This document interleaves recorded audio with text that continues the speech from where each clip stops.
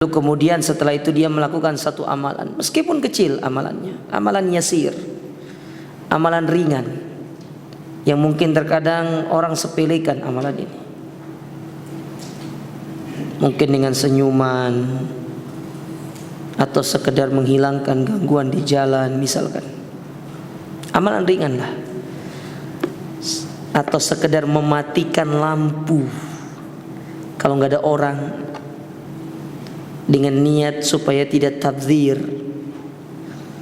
mematikan AC yang tidak dipakai misalkan. Kalau pakainya cuma satu ya nggak usah dinyalakan 10 gitu aja, yang dipakai cuma satu.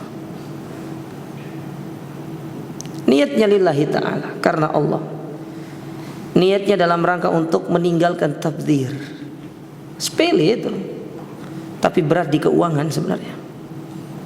Ya kan, kalau AC nyala banyak kan keuangannya berat tuh, listriknya membengkak. Tapi mematikannya itu amalan yang sepele aja.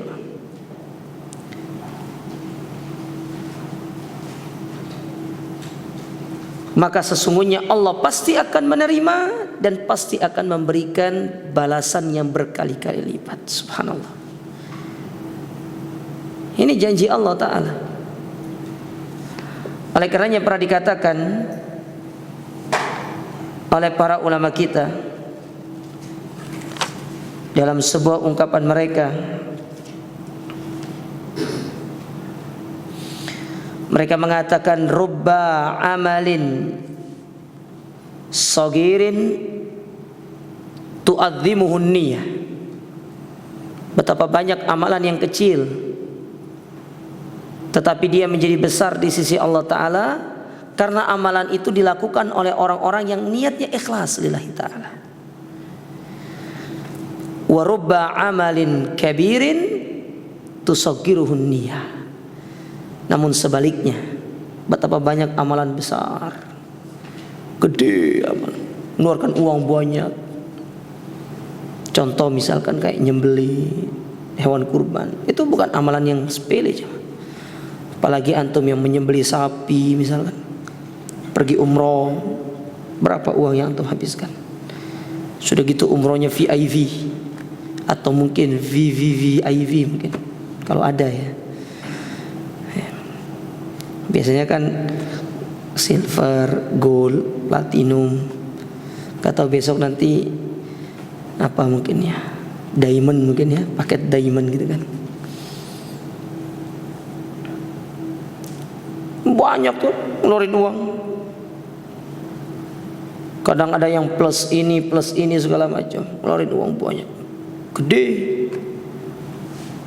Tapi itu tidak akan ternilai di sisi Allah Ta'ala kalau niatnya bukan lillahi ta'ala.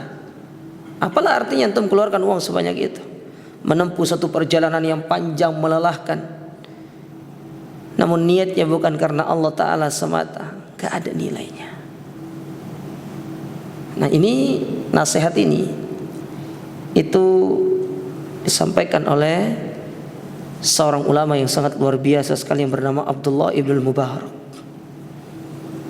Ulama yang kaya, tapi dia ulama karena kekayaannya itu digunakan untuk membiayai para ulama.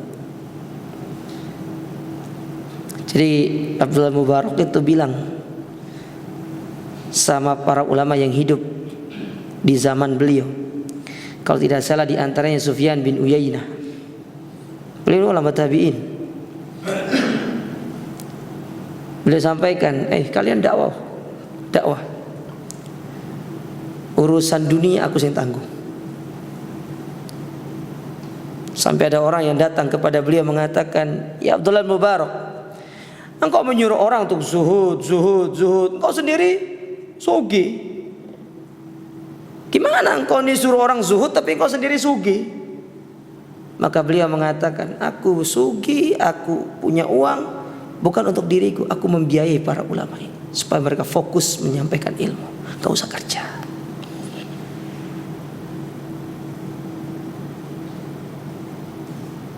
Jadi Abdullah ibn Mubarak itu salah satu ulama yang dapat dua kebaikan, dan Allah berikan kepada dia dua kebaikan, kebaikan ilmu dan kebaikan harta. Mungkin untuk bisa baca tentang beliau. Tapi kita kembali ke sini. Jadi pasti Allah Ta'ala akan menerima. Meskipun amalan itu sepele, amalan itu ringan, tetapi dia dibangun di atas keikhlasan, pasti diterima sama Allah Ta'ala. Yaqulun Nabi sallallahu alaihi wasallam. Nabi sallallahu alaihi wasallam pernah bersabda dalam hadis yang diriwayatkan dari sahabat Abu Hurairah, yang mana hadis ini diriwayatkan Imam Bukhari dan juga Imam Muslim.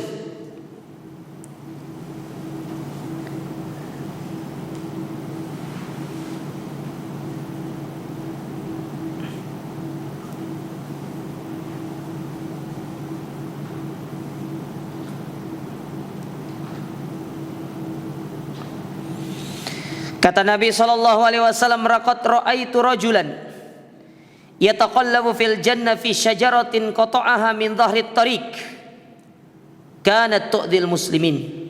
Dan sungguh aku pernah melihat seseorang yang dia itu yataqallab. Yataqallab itu apa istilahnya itu? Berguling-guling gitu loh. Ya, berguling-guling.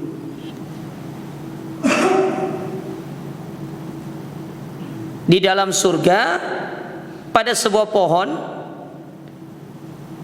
yang mana pohon ini dia tebang, ya, kemudian jatuh di tengah jalan, sehingga menjadikan kaum muslimin yang melewati jalan tersebut merasa terganggu.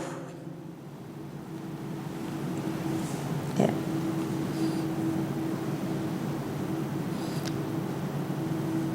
Kadang-kadang kita kan suka nih, ada pohon yang keluar ke jalan kan, ya. Karena dulu pernah saya pengalaman pribadi aja. Jadi ada ibu-ibu tebang pohon pepaya, jatuhnya bukan ke dalam pekarangan, tapi jatuhnya ke luar. Kita lagi lewat naik mobil, tepluk, nimpa kaca mobil, pecah. Tahu apa kata ibu itu? Ya udah, kamu mau apain saya terserah. Gimana sih? Qadar Allah sudah. Pecah kaca mobil depan itu. Timpa pohon pepaya itu. Ya kita bersyukurnya kaca itu kalau pecahnya tidak, istilahnya tidak yang plus gitu kan ya. Kalau pas kena kita di dalam kan bahaya. Sebenarnya cuma pecah retak. Ya retak-retak kan tidak bisa dipakai jadi. Antum bayangkan pecah, hancur kaca itu. Tapi dia tidak yang kayak dijatuhkan kan serakan, tidak. Subhanallah. Nah ini contoh, kita itu harus memperhatikan masalah itu jemaah. Apalagi kalau kita berada di jalan yang dilewati oleh banyak manusia, oleh banyak kaum muslimin, kita harus perhatikan masalah ini. Ini bukan perkara yang sepele, perkara besar. Wa fi riwayatin, dalam riwayat yang lain, marra rajulun bi ghassi syajar ala dhahri tariq. Pernah ada seorang lewat, di tengah jalan ada satu ranting pohon. Satu ranting, bukan ranting yang besar. Antum tahu lah ranting itu kan? Ranting itu ya yang menancap kepada batang kan, itu namanya ranting kan? Apa kata Nabi? Faqal, wallahi, dia mengatakan demi Allah, la unahiyanna hadza anil muslimin la yu'dhihim, aku akan singkirkan ranting ini dari kaum muslimin agar mereka tidak terganggu dengan adanya ranting ini. Fa udkhilal jannah, maka dengan sebab itu dia dimasukkan surga. Lihat jah, kenapa sih dia ini dimasukkan surga? Padahal amalannya sepele. Bukan amalannya dilihat, keikhlasan hatinya. Ketika dia membangun sebuah amalan itu lillahi ta'ala, itulah yang menjadikan amalan tersebut menjadi amalan yang diterima, dimasukkan surga.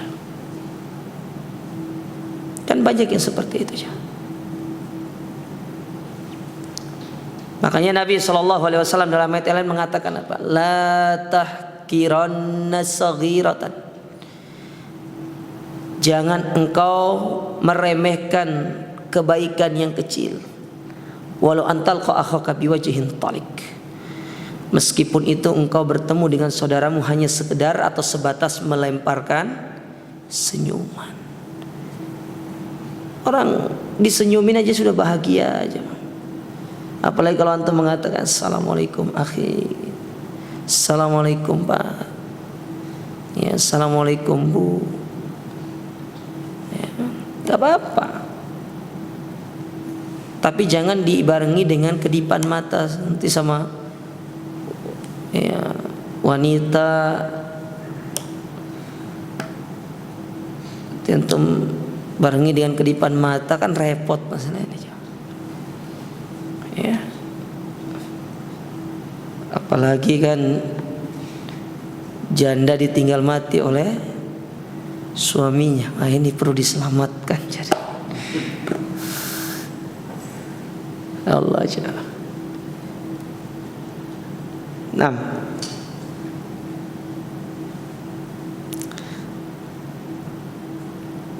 Lalu kata Syekh, "Fa bi ikhlasihi," maka dengan keikhlasan orang ini, ma'ayusril amal, padahal amalnya sekecil, tidak besar. Adakhalahullahu al-jannata bi rahmati, maka Allah memasukkan orang ini ke dalam surga dengan rahmatnya. Tapi pertanyaannya, apa rahmat Allah di sini? Kan Allah, saya mengatakan Allah memasukkan orang ini ke dalam surga dengan rahmatnya. Apa rahmat Allah Ta'ala pada dia? Yaitu Allah Ta'ala memudahkan dia untuk melakukan amalan itu. Itulah bentuk dari rahmat Allah. Jadi ketika kita dimudahkan untuk beramal, jamaah, seperti kita datang sholat ke sini, berjamaah di sini, itu tidak lepas dari rahmat Allah. Makanya ketika ada orang dia mendengar panggilan Allah Ta'ala, lalu kemudian dia tidak memenuhi panggilan tersebut untuk mendatangi rumah Allah melaksanakan ibadah salat, berarti dia tidak mendapatkan rahmat. Allah tidak berikan rahmat kepada dia.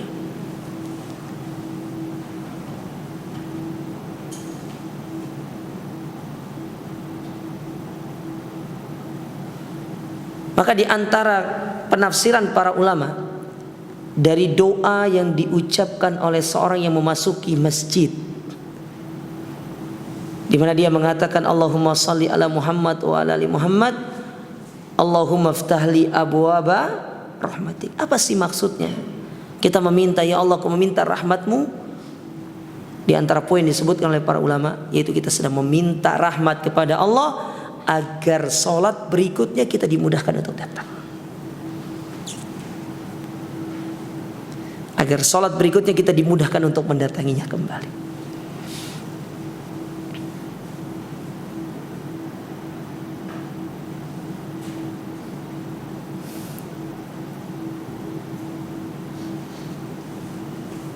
Oleh karena itu para jemaah sekalian, ikhlas ini luar biasa sekali. Baik. Wa ta'ammal fil mar'atil baghi. Coba sekarang perhatikan kata Syekh kepada seorang yang dia itu wanita yang melakukan keburukan. Allati amilat a'malan qabiha, yang mana dia sebelumnya melakukan satu amalan yang buruk. Apa itu? Berzina. Pernah dengar kisah wanita pezina itu? Summa amilat amalan yasira fi a'yunil bashar.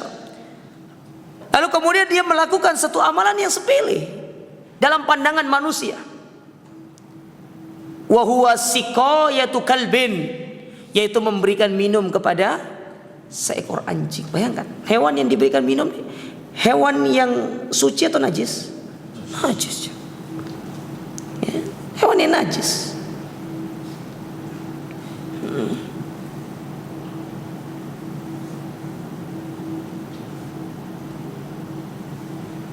Hewan najis. Dan kata para ulama, hanya satu anjing yang masuk ke dalam surga, yaitu anjing yang bersama Ashabul Kahfi. Sisanya tidak. Gak ada anjing lain yang masuk surga, hanya itu yang masuk surga aja. Dia hewannya najis. Terlepas nanti perbedaan pendapat dari kalangan madhab Hanafi dengan yang lainnya, karena umumnya madhab Hanafi memandang yang najis itu hanya moncongnya,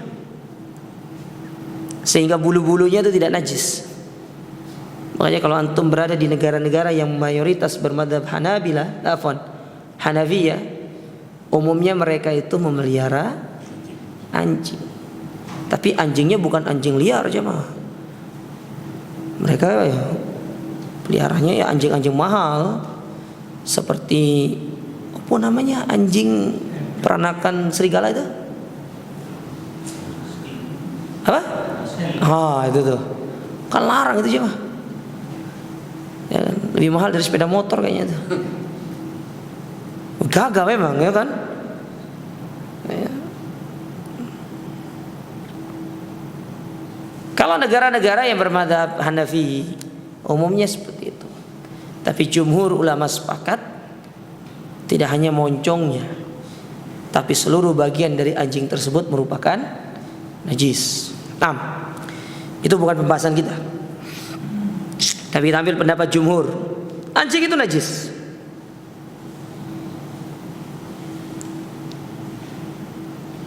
Kemudian kata Syekh, walisa insan, dia berbuat baik bukan kepada manusia. Faghafarallahu laha bidzalikal amal yasir. Tapi subhanallah, dengan amalan yang kecil tersebut Allah mengampuni dosanya. Ma'asu'i amalihi minal bagi. Padahal dia baru melakukan perbuatan yang sangat keji, berzina. Anda melihat ayat-ayat yang berkaitan dengan zina dalam Al-Quran. Dalam hadis-hadis Nabi SAW, ayat yang berkaitan dengan zina.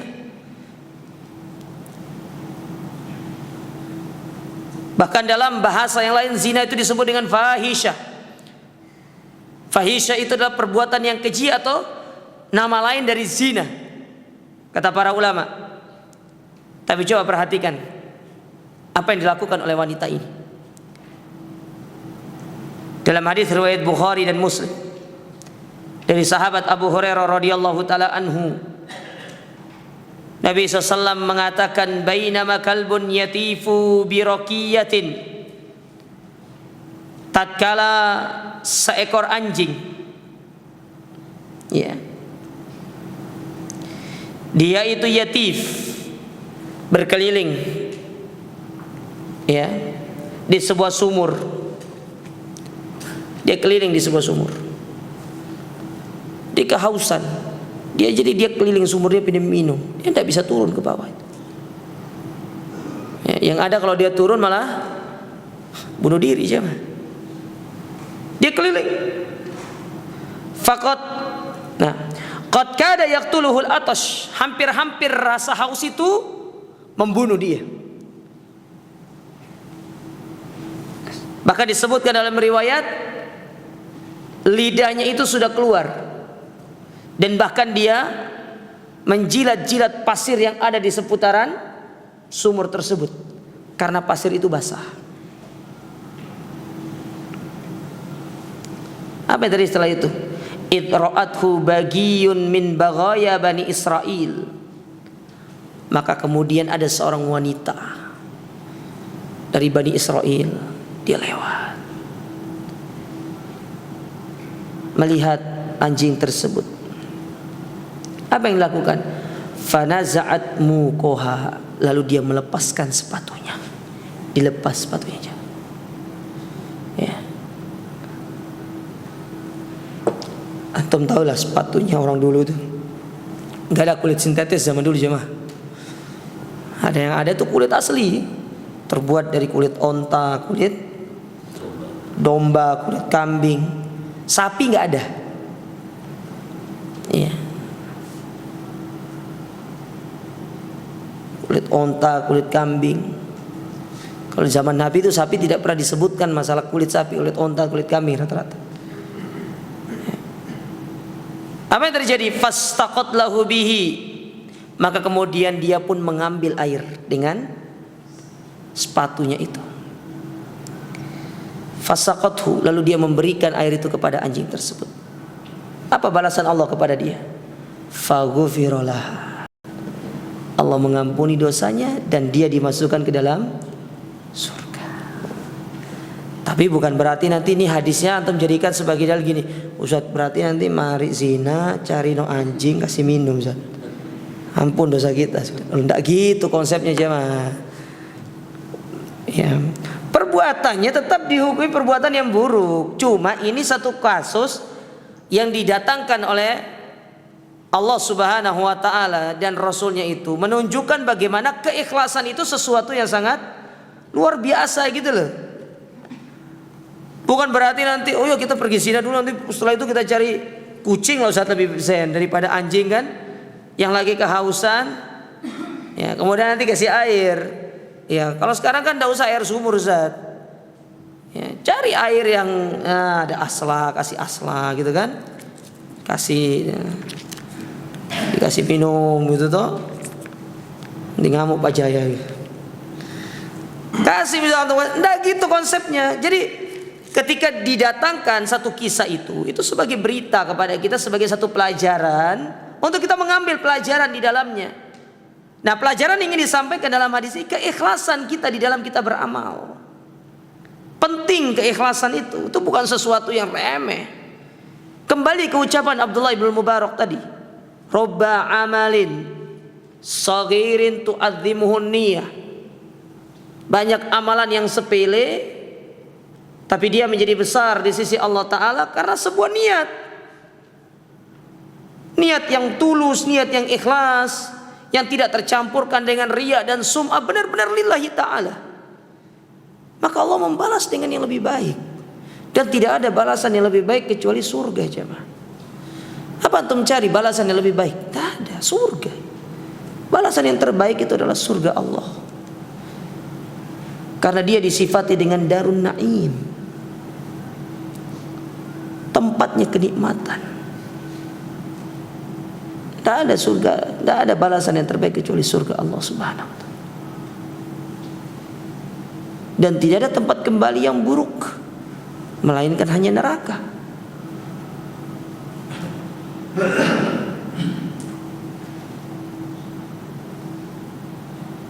Karena disitulah manusia diazab, disiksa oleh Allah Subhanahu wa ta'ala.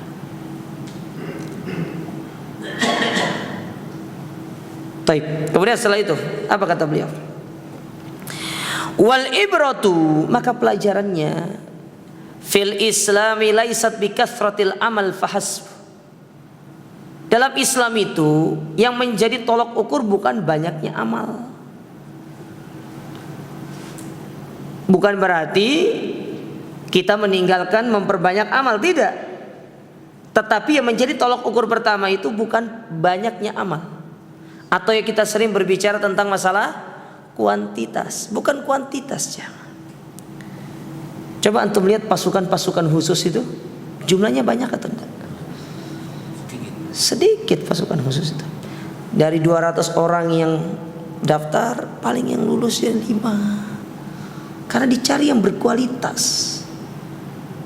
Makanya kan ada sebuah istilah di kalangan para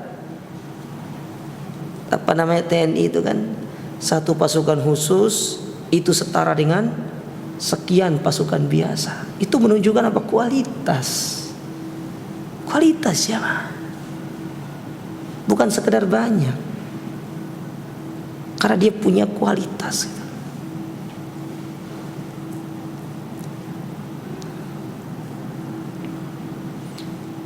Jadi bukan dari kuantitasnya, tapi kualitasnya yang pertama dilihat.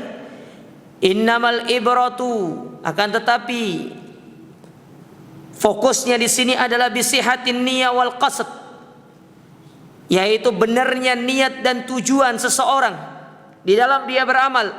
Wa kasratil amali al muwafiq li sunnatil mustafa, dan amalan tersebut sesuai dengan apa yang telah dicontohkan oleh Nabi SAW.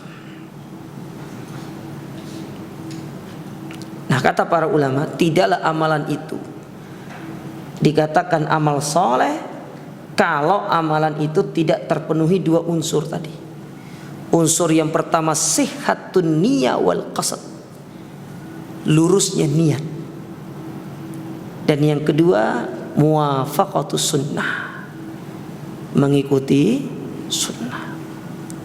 Ustaz, saya beramal lillahi ta'ala, tapi amalan saya tidak ada contohnya. Oh, gak bisa. Amalan itu tidak bisa dikatakan sebagai amal soleh karena tidak terpenuhi syaratnya tadi. Ustaz, amalannya sesuai dengan sunnah, cuma ono riyanya titik. Oh, nggak boleh, nggak bisa. Terus gimana? Dua-duanya harus terpenuhi. Hati yang kita tujukan kepada Allah lillahi ta'ala, sedangkan yang kedua, setiap amalan yang kita lakukan ini harus sesuai dengan apa yang telah dituntunkan oleh Nabi Sallallahu Alaihi Wasallam. Sudah dicatat? Sudah belum? Sebutkan. Satu. Hah? Gimana contohnya itu?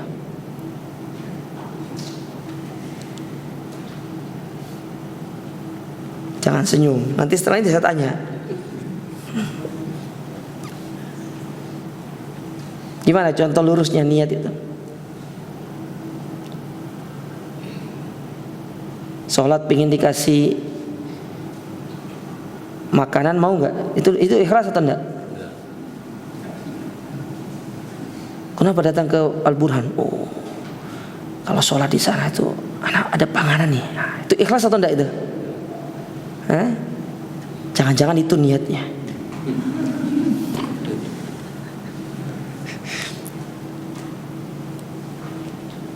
Nah, siapa namanya? Hah? Syahrul. Kelas berapa? Di mana sekolah? Nah, ini siapa namanya? Sing gagah gitu loh. Hah? Namanya siapa? Usia berapa? Hah?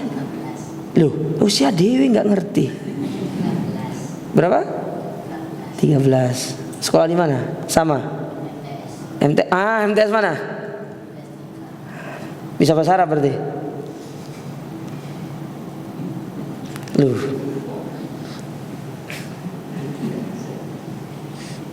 Dikit, kolil ya. Apa itu tadi yang kedua syaratnya? Lu gak nulis sih.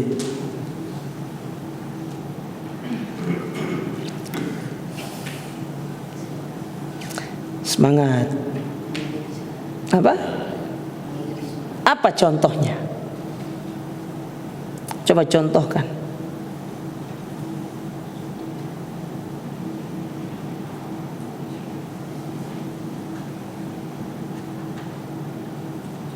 Ketahuan di kelas sering bolos ini. Hah? Ya. Nah, ini nih. Kenapa tanya-tanya?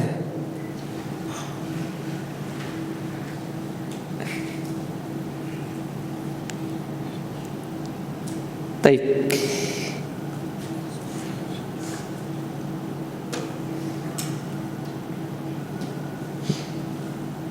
Jadi kedua-duanya harus terpenuhi. Niat yang pertama lillahi ta'ala, tidak mengharapkan apa-apa. Melakukan satu ibadah itu semata-mata hanya karena Allah. Enggak karena nasi bungkus, enggak karena apalah, enggak karena itu. Pokoknya bukan karena urusan-urusan dunia. Sedangkan yang kedua, mengikuti tuntunan Rasul.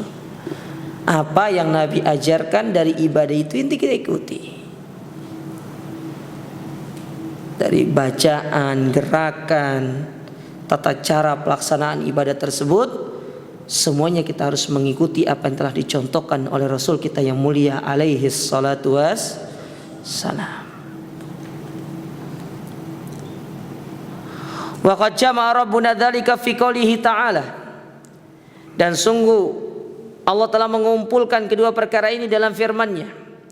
Dalam surat Al-Bayyinah pada ayat yang kelima, apa kata Allah? Wa ma umiru illa liya'budullaha mukhlishina lahuddin. Dan tidaklah mereka diperintahkan kecuali untuk beribadah semata-mata ikhlas kepada Allah Ta'ala. Berarti ini syarat yang keberapa? Yang pertama. Wa yuqimus shalah hunafa wa yuqimus salata wa yu'tuz zakah, dan mendirikan salat serta mengeluarkan zakat. Mengikuti contoh siapa? Rasul. Berarti ini syarat yang kedua.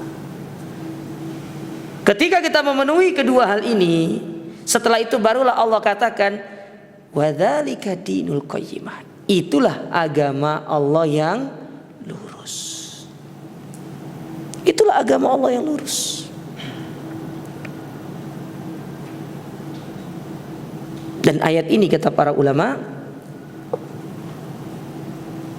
sekaligus sebagai bantahan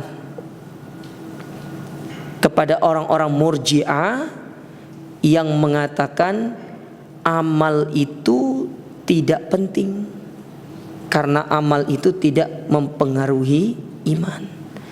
Sedangkan Allah mengatakan agama yang lurus itu harus disertai dengan amal.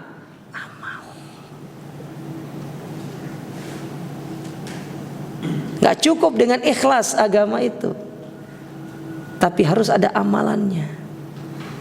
Dan amalan yang mengikuti serta mencontoh sunnah Rasul Sallallahu Alaihi Wasallam.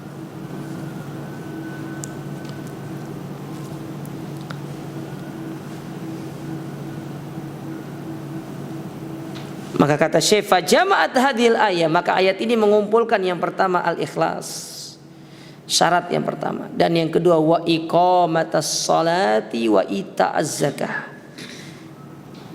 melaksanakan salat dan mengeluarkan zakat, yang mana kedua amalan ini harus dibangun di atas sunnah, contoh Nabi SAW. Baik, sudah dan belum? Belum ya? Kita lanjutkan. Wal amalu wa in kana katsiran, sedangkan amalan yang banyak ma'afaqdi sihhatil mu'taqadi, yang tidak dibarengi dengan lurusnya niat. Lihat, amalan yang banyak tapi tidak dibarengkan dengan lurusnya niat. Yuridu sahibahun nar, justru amalan itu membawa dia ke dalam api neraka. Antum ingat kisah atau hadis yang dibawakan oleh Al-Imam Muslim terkait orang-orang yang pertama kali dilemparkan ke dalam api neraka oleh Allah Ta'ala.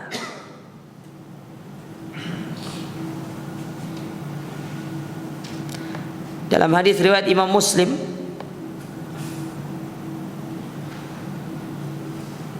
dan juga Imam Ahmad,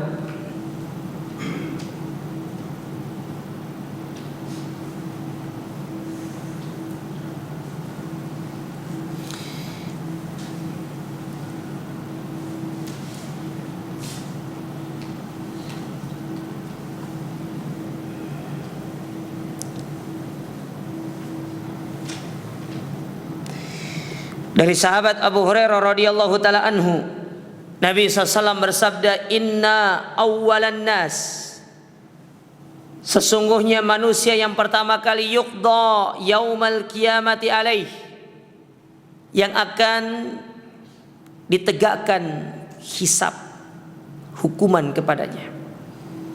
Yang pertama kata Nabi, rajulun ustusyida, orang yang mati syahid. Amalannya besar aja, mati syahid. Bukan amalan sepele. Tapi coba perhatikan orang ini. Fa'utiya bihi, didatangkan dia. Diberdirikan di hadapan Allah Ta'ala.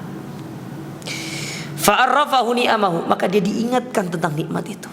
Fulan, dulu kau kasih aku nikmat. Aku kasih engkau kesempatan berjihad di jalan Allah. Ya. Fama amilta fiha. Coba kamu gunakan untuk apa nikmat tersebut? Bagaimana niatmu ketika berjihad? Kata dia, qataltu fika hatta shtuhittu. Ya Allah, aku berperang di jalanmu sampai aku mati, sampai aku terbunuh oleh musuh-musuhku.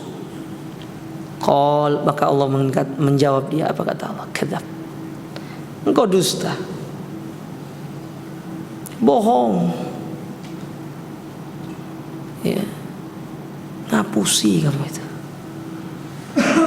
ya, enggak benar.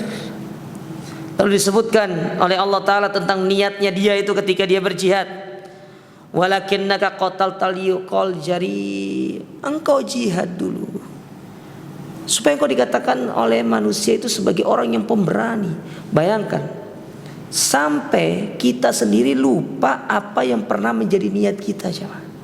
Tapi Allah tidak pernah lupa apa yang pernah jadi niat kita. Kita sendiri itu ya lupa.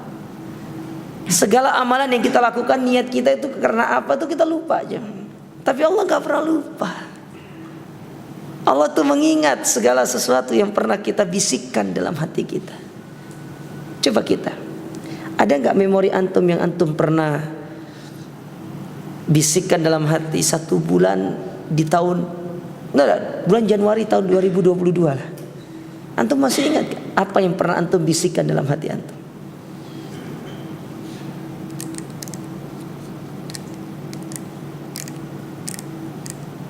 Ini malaikat tidak catat. Bisikan hati itu tidak dicatat sama malaikat. Karena malaikat tidak bisa membaca isi hati manusia. Tetapi Allah mendengar semua itu. Dan Allah ingat setiap bisikan-bisikan hati yang ada dalam hati kita ini. Allah ngerti, Allah tahu, Allah dengar semua. Dan Allah ingat. Wa na'lamu ma tuwaswisu bihi nafsuh. Wa nahnu aqrabu ilaihi min hablil warid. Kami ngerti apa yang dibisikkan ke dalam jiwa-jiwa manusia itu. Ngerti kami, kata Allah. Maksudnya kami di sini Allah Ta'ala sendiri. Malaikat tidak tahu. Allah Ta'ala sendiri yang tahu. Dan kami lebih dekat daripada mereka seperti urat nadi, yaitu keilmuan Allah Ta'ala itu meliputi kita semuanya. Dan Allah mengetahui semua itu, termasuk orang ini. Dia sendiri nggak ingat tentang niatnya apa, tapi Allah ingatkan dia. Qataltu fika, kata dia, kata ya, qatal yuqal jari, engkau itu berperang agar kau dikatakan pemberani. Faqad qil, dan semua itu telah dikatakan kepada manusia, sudah ngomong tentang engkau. Iya. Nah, ini contoh. Kata saya tadi, amalan yang banyak ketika ikhlasnya itu hilang, menjadikan pelakunya dimasukkan ke dalam mana? Neraka. Ya, ini contohnya ini. Ini bukan amalan kaleng-kaleng, jemaah. Ini amalan yang sangat paten sekali. Orang berlomba-lomba, para sahabat dahulu berlomba-lomba untuk mendapatkan amalan ini, tetapi ketika niatnya salah, meleset, di mana bermuaranya? Neraka. Muaranya di dalam neraka. Ya. Wal iyadu billah. Sebagaimana Allah Ta'ala katakan dalam surat Al-Furqan pada ayat yang ke-23. Apa kata Allah? Wa qadimna ila ma amilu, dan kami berikan kepada mereka amalan tersebut. Kami kasih sama mereka nih.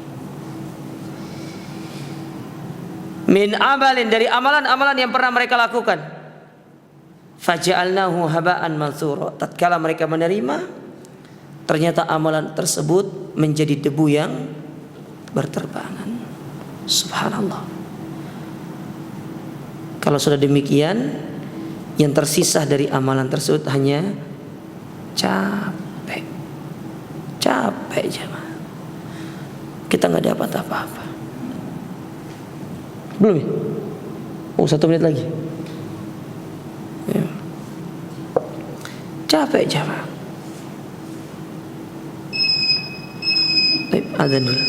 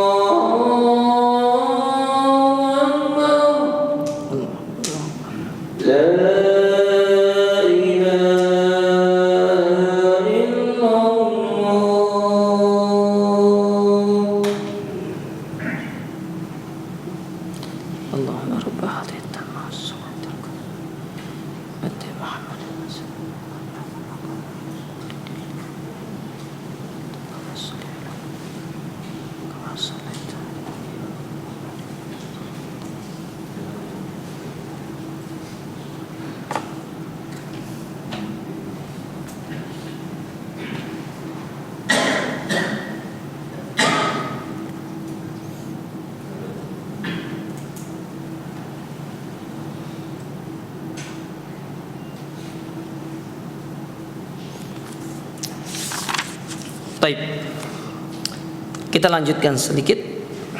Ada satu paragraf yang tersisa dari bab ini. Wa qala al-Fudail ibn Iyad rahimahullah, berkata al-Fudail ibn Iyad rahimahullah, salah seorang ulama tabi'in yang terkenal sekali. Antum kalau dengar kisahnya bisa mengambil ibrah, pelajaran. Tidak ada yang mustahil kalau semua itu setelah dikehendaki oleh Allah Ta'ala. Mantan pembegal jadi ulama, bukan tidak mungkin. Tapi bukan berarti nanti antum jadi begal dulu, tidak juga ya, jangan disalahpahami ya. Beliau mengatakan, menafsirkan firman Allah Ta'ala dalam surat Al-Mulk ayat yang kedua, alladzi khalaqal mauta wal hayata liyabluwakum ayyukum ahsanu amala. Dialah Allah yang telah menciptakan kehidupan dan kematian untuk menguji kalian. siapa di antara kalian yang ahsan amalan, yang terbaik amalnya. Wa huwal azizul ghafur, dan dialah yang maha perkasa lagi maha pengampun. Apa kata beliau? Yang dimaksud dengan ahsanu amala yaitu akhlasuhu wa aswabuhu, yaitu mereka-mereka yang paling ikhlas dan paling mengikuti sunnah, yang paling mengikuti tuntunan Rasul, paling ikhlas, paling mengikuti sunnah. Qalu, maka kaum muslimin yang hadir di sekitar beliau bertanya, ya Aba Ali, wahai Abu Ali, kunyah beliau. Jadi beliau punya kunyah namanya Abu Ali. Ma akhlasuhu wa aswabuhu, apa sih yang dimaksud dengan yang paling ikhlas dan paling benar itu? Shawab itu kan artinya benar ya. Shawab sama dengan sahih. Shawab. Faqal, maka beliau menjelaskan, innal amala idza kana khalisan wa lam yakun sawaban lam yuqbal. Amal itu meskipun dia ikhlas, tapi kalau tidak benar, tidak ngikuti sunnah, gak diterima. Antum sudah ikhlas pada tingkatan 1000 nih, level 1000, tapi antum sholatnya tidak sesuai dengan ajaran Nabi, diterima atau tidak? Tidak. Apalagi sampai antum membuat cara sholat sendiri, sujud dulu baru ruku, kalau diterima aja. Jangankan itu merubah gerakan, merubah bacaan saja batal sholat antum. Ustaz, ana mau ganti bacanya Ustaz. Pas waktu ruku sama sujud ana mau baca subhana rabbiyal adzim, subhana rabbiyal a'la, ana ganti dengan apa? Ayat kursi Ustaz. Ayat kursi ayat terbaik dalam Al-Quran, ayat yang termulia dalam Al-Quran. Kita katakan tidak ada yang mengingkari ayat kursi itu adalah ayat yang terbaik dan termulia dalam Al-Quran. Cuma masalahnya Nabi tidak mengajarkan itu. Apakah antum mau bilang, oh Nabi nggak ngerti? Loh, ya apa sih? Oh yang ngajarkan agama ini Nabi sama kita orang.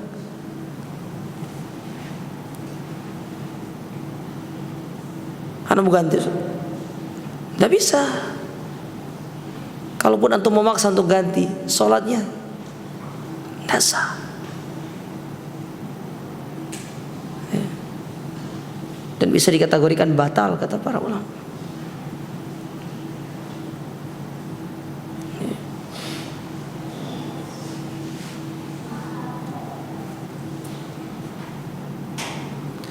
Lalu kata beliau, wa idza kana shawaban, dan apabila amalan tersebut shawab, mengikuti sunnah, walam yakun khalis, tapi niatnya enggak ikhlas. Seperti yang Nabi pernah gambarkan tentang seorang yang sholat, lalu dia memperbaiki sholatnya bisa binadhari rajulin, karena ada yang melihat dia, ada mata yang memandang dia. Benar sholatnya, tapi niatnya enggak benar, tidak diterima sama Allah. Ya. Hatta yakuna khalisan shawab, sampai amalan itu ikhlas dan benar. Lalu beliau katakan wal khalis, adapun ini maksud dengan khalis, ikhlas itu lillah, karena Allah. Was-shawab, adapun shawab itu an yakuna ala sunnah, ketika kita mengikuti tuntunan, mengikuti sunnah, baru dikatakan diterima, baru dikatakan benar. Nah ini ucapan beliau ini bisa juga antum baca dalam kitab-kitab tafsir para ulama, di antaranya apa dibawakan oleh Imam Ibnu Katsir ada Sedangkan di buku ini dinukil dari Majmu' Fatawa Syekhul Islam Ibnu Taimiyah pada jilid yang ketiga halaman yang ke-124. Jadi kesimpulannya, keberkahan satu amalan akan kita rasakan kalau amalan tersebut dibangun di atas keikhlasan dan mengikuti sunnah. Ya. Mana contoh keberkahan amal seperti kalau sholat, innas sholata tanha anil fahsya'i wal munkar. Kapan itu bisa kita rasakan? Lillah. Kalau amalan itu ikhlas dan amalan dan sholat kita mengikuti sunnah. Kira-kira kalau antum sholat seperti orang dikejar setan yang sholat ngebut itu, kira-kira bisa mendatangkan keberkahan atau tidak? Ya tidak bisa. Ya, meskipun 1000% antum ikhlas, tapi kalau cara sholat antum tidak mengikuti sunnah, tidak akan bisa antum mendapatkan keberkahan dari sholat itu. Sama halnya dengan puasa. Allah katakan la'allakum tattaqun. Buah dari puasa itu menjadikan hamba yang bertakwa. Kalau puasanya karena ikut-ikutan atau sekedar karena kita anggap sebagai sebuah kebiasaan tahunan, kira-kira dapat pahala atau tidak? Hanya sekedar menggugurkan kewajiban. Nah, biasanya adik-adik ini niatnya apa? Puasa itu? Hah? Serius? Hah? Bukan karena banyaknya nasi bungkus? Hah? Karena kalau bulan Ramadan banyak nasi bungkus kan? Enak-enak nggak nasi bungkus kalau di sini? Hah? Kalau nggak enak nggak dikasih datang ke sini lagi loh. Coba kan ada seperti itu. Dianggap kayak sholat itu dianggap sebagai apa? Rutinitas harian, layaknya bekerja. Sementara Nabi SAW memandang sholat itu sebagai apa? Qurratul uyun, tempat di mana beliau merasakan yang namanya ketenangan. Makanya beliau berkata kepada Bilal, ya Bilal, arihna bis sholat, tenangkan kami dengan sholat. Karena Nabi sudah pada fase sholat itu sudah lebih utama daripada kebutuhan makan dan minum. Itu kalau kita katakan itu kebutuhan primer ya. Ini di atasnya lagi, lebih primer daripada makan dan tapi mungkin ini bisa kita sampaikan. Insyaallah kita lanjutkan pada pertemuan berikutnya. Ya, aku qouli hadza subhanakallahumma rabbana bihamdika asyhadu an la ilaha illa anta astaghfiruka wa atubu ilaik. Wassalamualaikum warahmatullahi wabarakatuh.